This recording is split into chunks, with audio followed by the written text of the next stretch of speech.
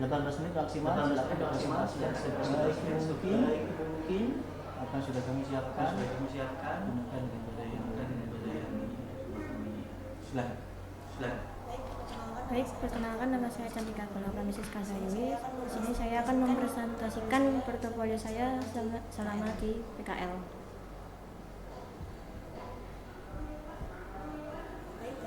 Baik, dari data diri saya, nama panjang saya Cantika Goloka Mrs. Kasayui, NISNIS saya 10945, jenis kelamin perempuan, tempat tanggal lahir Surakarta 6 April 2006. Alamat saya di Jalan Kemerdekaan Perum Palamasri, Purbayan RT 4 RW 1 Bagi Sukoharjo. Nomor kontak saya 0897 9284 637.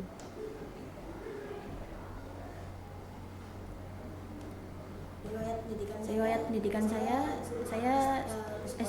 bersekolah di SD Negeri 16 Surakarta, kemudian lulus melanjutkan ke SMP Negeri 27 Surakarta. Kemudian pada tahun 2021 saya melanjutkan pendidikan di SMK Negeri 7 Surakarta dengan mengambil jurusan broadcasting perfilman. Walaupun saya tidak aktif dalam prestasi dan organisasi, saya cukup rajin dalam mengerjakan tugas proyek kejuruan. Saya pernah menjadi produser soft news untuk program magazine dikarenakan ketertarikan dalam menulis. Saya sering diberi job desk penulis naskah setiap adanya proyek sekolah.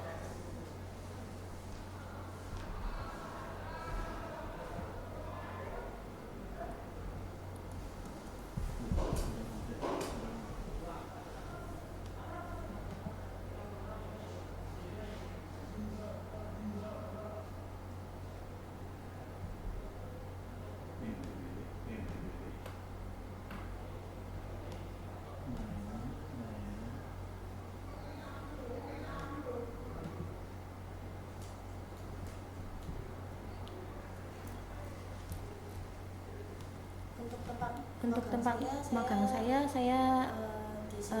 di CV Mawar Magenta merupakan badan usaha yang bergerak di bidang advertising agency, digital agency, production house, dan event organizer. CV saya sudah beroperasi sejak 30 Maret 2015, berlokasi di Jalan Lejen Suprapto nomor 83 di Kelurahan Banjarsari, Kota Surakarta. CV ini dibentuk oleh Eka Hariwibawa yang merupakan wartawan Metro TV. Dalam menggarap proyek ini, ia tidak sendiri, melainkan mengajak teman-teman wartawannya. Ia mendirikan CV ini dikarenakan melihat peluang besarnya peminat yang membutuhkan jasa periklanan.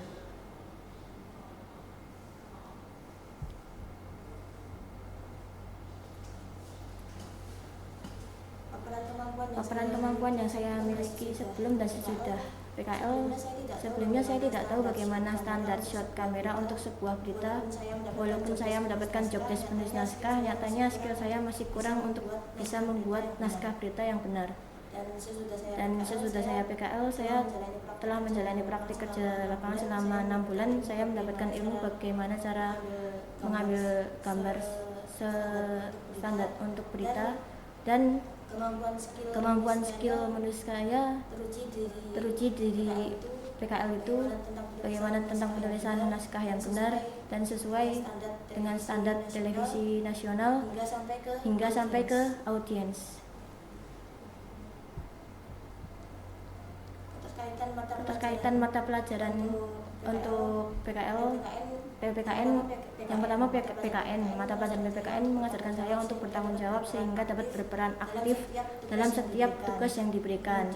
Kemudian ada bahasa Jawa. Mata pelajaran bahasa Jawa mengajarkan saya agar tetap sopan ketika saya mencari informasi dari orang yang lebih tua daripada saya. Kemudian dari bahasa Indonesia saya mata pelajaran bahasa Indonesia untuk memudahkan saya dalam komunikasi dengan orang lain. Bahasa Indonesia juga melatih saya dalam membuat naskah sesuai KBBI. Kemudian dari kejuruan adalah mata pelajaran yang penting dalam praktik kerja lapangan karena sudah mempunyai basic dari sekolah tentang ilmu broadcasting dan film.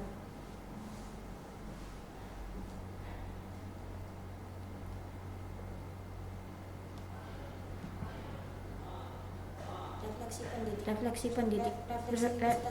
peserta didik, aspek pengetahuan. Selama menjalani praktik kerja lapangan saya mendapatkan pengetahuan yang beragam. Namun ada beberapa kendala yang saya alami, yaitu kurangnya tugas relevan yang mampu meningkatkan skill peserta PKL untuk menghadapi dunia kerja industri. Saran saya untuk kendala itu menyelesaikan kendala ini dengan pembimbingan yang lebih banyak serta tugas yang beragam. Aspek sosial yang ada dengan adanya komunikasi dalam sebuah dunia pekerjaan menjadikan hubungan saya dengan karyawan tempat PKL jadi lebih baik dan membentuk keluarga yang baru. Aspek fisik, menurut saya fasilitas di tempat PKL kurang memuaskan karena minimnya komputer dan kamera untuk digunakan untuk sarana belajar, dan fasilitas sekolah sudah lengkap. Terdapat beberapa lab dan ada alat sarana belajar.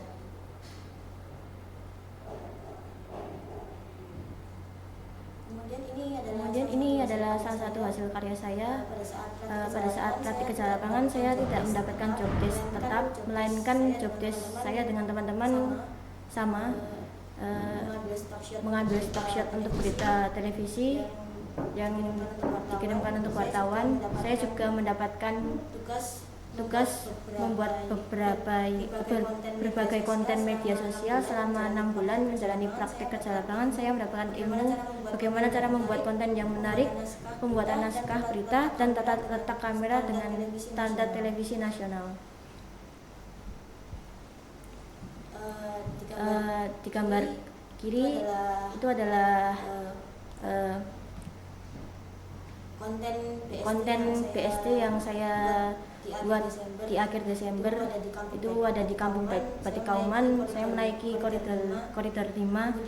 Kemudian di sebelahnya ada konten Taylor Swift yang ditugasi oleh Pak Eka Hariwibawa. Kemudian di sebelahnya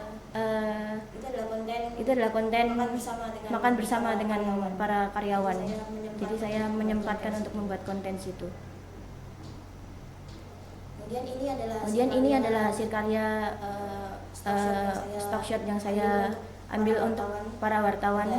Ada RBTV, Metro Jogja, Metro TV, dan Metro Shinwen. Harapan dan cita-cita saya untuk kedepannya tetap semangat melanjutkan belajar ke jenjang yang lebih tinggi dan lebih percaya dengan kemampuan diri sendiri, serta mengembangkan bakat, kemampuan sosial, dan minat dalam menulis naskah. Sekian dari saya, terima kasih. Apa dari guru pembimbing ada pertanyaan? Oke, terima kasih.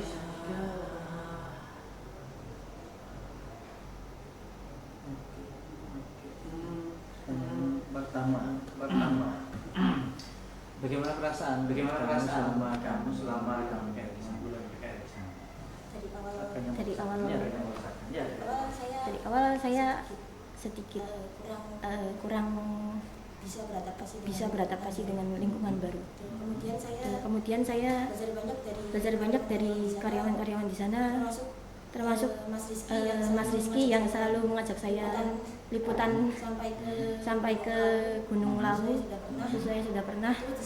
Itu di sana saya belajar banyak dari beberapa wartawan, karena di sana saya banyak berkenalan dengan wartawan, terutama di MNC, Detik.com, Kompas, dan lain-lain.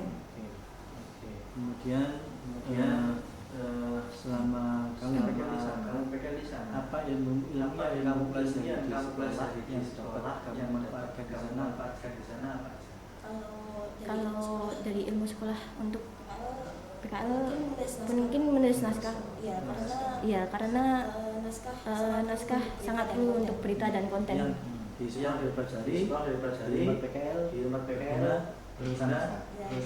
Ya, dan di sana saya banyak belajar dari Mas Eka, karena di sana dia sebagai penulis naskah untuk berita Metro TV, RBTV, dan lain-lain.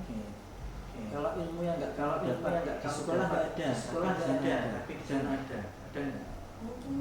Mungkin tata letak untuk berita nasional. Tata letak kamera untuk berita nasional itu di sekolah saya kurang terlalu memegang kamera kan Pak. Jadi di sana saya disuruh belajar, kamu harus bisa apa namanya farming itu. Ya. Tadi kamu di situ ingin melanjutkan sebelumnya ini melanjutkan ke jenjang yang lebih tinggi. Ya. Mengembangkan bakat dan minat dalam targetmu apa? Target saya. Saya harap novel saya segera jadi. Target novel selesai. Sudah berjalan? Ya, sudah setengah bab. Target pertama novel jadi. Target yang lain terkait dengan selain karirmu ada target yang lain belajar lebih tinggi targetnya masuk UNS. Iya. Oke. Sudah itu aja? Sudah. Selama di sana kamu rata-rata berapa konten yang kamu konten yang kerjanya? Iya, Stock shot ya? Iya, stock shot. Hampir setiap hari liputan atau dalam seminggu itu berapa kali? Kalau stock shot itu tergantung Pak, tergantung kalau wartawan membutuhkan bantuan anak-anak PKL saya dan teman-teman akan berangkat. Tapi untuk konten sebisa mungkin Pak Mas Eka Habibie Bapak itu menurut kami untuk mengisi semua konten yang ada di Solo, terutama BST itu Pak. Karena BST itu transportasi yang sering digunakan di Solo kan Pak. Jadi kita mengenalkan orang-orang di luar Solo itu, ini loh di Solo itu ada transportasi yang bisa digunakan untuk semua orang. Kalau konten BST itu sekali atau seminggu sekali atau itu kami ditugaskan 2 minggu itu konten udah jadi. 2 minggu sudah kami diberi kan ada koridor 6 Kak. 6 koridor itu 1 orang 2 koridor. Dan saya tugasnya di koridor 2 dan koridor 5. Iya. Dan dari koridor yang saya koridor 2 dan koridor 5 saya total ada 5 konten BST. Iya. Dalam 2 minggu itu. Oke, cukup. Ada yang lagi mau ditambahkan? Tidak ada. Oke. Setelah 6 bulan di sana sekarang gimana perasaanmu? Senang, sedih, atau alhamdulillah ini lepas atau saya Kalau lepas enggak sih Pak. Kemarin saya diajak live bareng sama Mas Bu. kemarin. Iya. Mungkin kedepannya akan sering dipanggil untuk membantu, sering membantu. Jadi perasaannya masih